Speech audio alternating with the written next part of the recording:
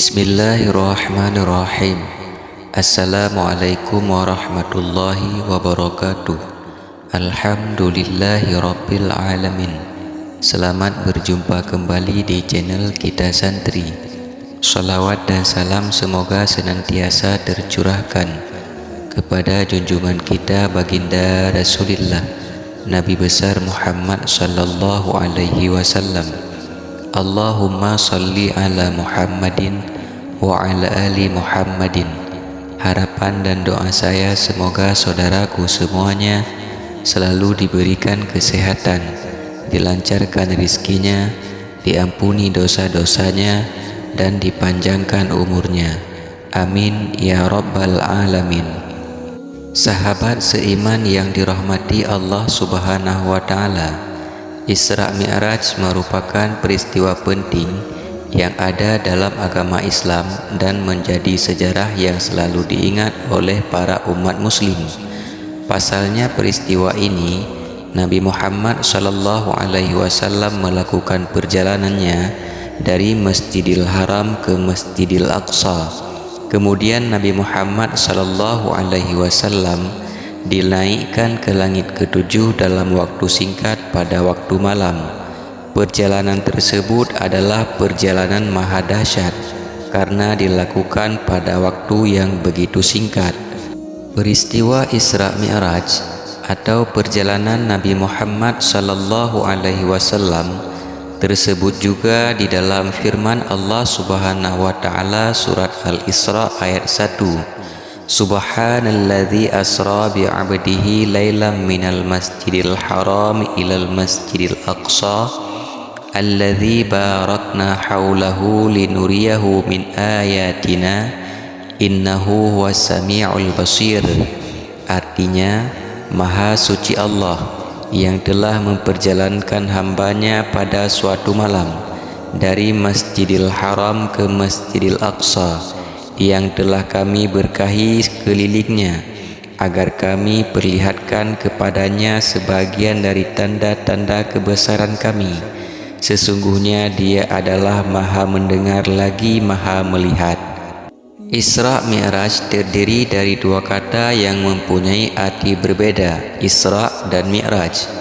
Isra berasal dari kata Sara yang mempunyai arti perjalanan malam, dan Mi'raj mempunyai arti kendaraan, alat untuk naik tangga ataupun tangga.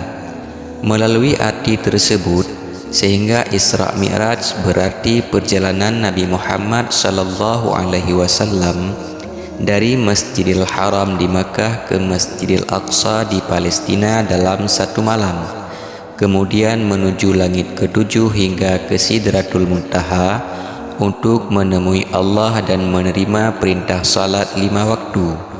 Tujuan utama dari Isra Mi'raj salah satunya adalah untuk diperlihatkan tanda-tanda kekuasaan dan kebesaran Allah Subhanahu wa taala secara langsung, sebagaimana yang ada dalam Al-Quran surah Al-Isra ayat 1. Allah Subhanahu wa taala memperlihatkan tanda-tanda kebesarannya kepada Nabi Muhammad sallallahu alaihi wasallam karena selama masa dakwah Nabi di Mekah situasinya penuh dengan duka cita, sehingga dalam peristiwa Isra Mi'raj Allah mempertemukan Nabi Muhammad dengan nabi-nabi sebelumnya. Allah menunjukkan bahwa mereka juga mengalami masa-masa sulit selama berdakwah. Melalui perjalanan tersebut Rasulullah juga menerima wahyu berupa perintah salat dalam sehari semalam 5 waktu, seperti dalam hadis Muslim berikut ini. Tatkala perintah Allah memenuhi Sidratul Muntaha, maka Sidratul Muntaha berubah dan tidak ada seorang pun dari makhluk Allah yang bisa menjelaskan sifat Sidratul Muntaha karena keindahannya. Maka Allah Subhanahu wa ta'ala memberiku wahyu dan mewajibkan kepadaku salat 50 kali dalam sehari semalam. Pada awal mulanya, umat Islam diwajibkan untuk melaksanakan salat sebanyak 50 kali dalam sehari semalam. Namun setelah Rasulullah beberapa kali bertemu dengan Allah Subhanahu wa taala, jumlah tersebut berkurang menjadi 5 kali seperti sekarang. Peristiwa Isra Mi'raj merupakan peristiwa yang dialami oleh Nabi Muhammad sallallahu alaihi wasallam secara khusus. Namun sebagai umat muslim, kita bisa mengetahui hikmah yang bisa kita ambil dari peristiwa tersebut. Mengingat Isra Mi'raj adalah peristiwa agung yang cukup detail dijelaskan dalam hadis, maka sebagai umatnya kita bisa mengambil hikmah dari peristiwa tersebut. Berikut ini adalah beberapa hikmah yang bisa kita petik dari peristiwa Isra Mi'raj. Yang pertama, membersihkan hati. Hikmah pertama dari peristiwa Isra Mi'raj adalah membersihkan hati. Karena dalam kisahnya perjalanan Isra Mi'raj dimulai ketika Nabi Muhammad tengah beristirahat bersama Sayyidina Hamzah dan Sayyidina Ja'far bin Abi Talib. Kemudian tiba-tiba datang beberapa malaikat dan singkat cerita dada Nabi Muhammad dibedah dan hatinya dibersihkan dan diisi dengan sabar, yakin, dan Islam, sehingga dapat diambil hikmah bahwa untuk mendekatkan diri kepada Allah dan meniti jalan menuju ma'rifah, langkah awalnya adalah dengan membersihkan hati dari berbagai penyakit dan maksiat. Yang kedua, bukti kekuasaan Allah Subhanahu wa taala. Peristiwa Isra Mi'raj menjadi bukti dari kekuasaan Allah Subhanahu wa taala yang diperlihatkan secara langsung, karena perjalanan Nabi Muhammad saat itu menjadi perjalanan satu malam yang terbayang tidak masuk akal jika bisa tuntas hanya dalam satu malam. Yang kedua, perintah salat 5 waktu. Melalui peristiwa Isra Mi'raj, Allah Subhanahu wa taala menurunkan perintah salat secara langsung kepada Nabi Muhammad sallallahu alaihi wasallam. Awalnya Allah memerintahkan Nabi Muhammad untuk menjalankan salat sebanyak 50 waktu dalam sehari semalam.